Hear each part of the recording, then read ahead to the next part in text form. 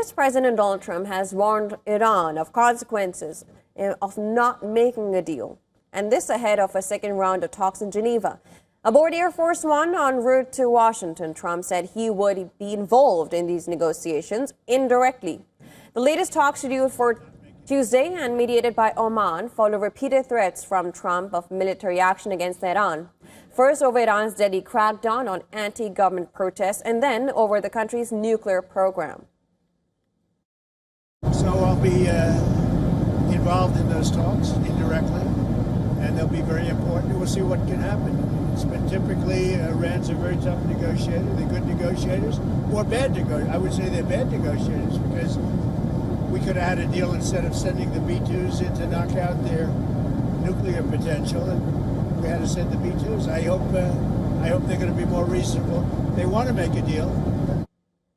Iran's foreign ministry said on Monday that the U.S. position on Tehran's nuclear program has moved towards a more realistic one. A previous attempt at negotiations collapsed when Israel launched surprise strikes in Iran, beginning a 12-day war that Washington joined to bomb Iranian nuclear sites. Iran's Foreign Minister Abbas Araghchi met with his Omani counterpart in Geneva a day ahead of the talks, and this while state media reported that the Islamic Revolutionary Guard Corps have begun a series of military exercises in the Strait of Hormuz. The broadcaster said the war games, the duration of which is not specified, aim to prepare the guards for potential security and military threats in the strait, and this follows U.S. deployment of large naval force to the area. Amid this, Indian carrier Indigo has announced that flights to and from Tbilisi, Almaty, Baku and Tashkent will remain impacted due to ongoing developments in the region around Iran and its associated airspace.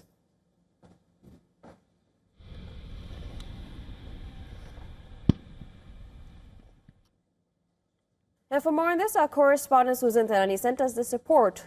Let's listen in.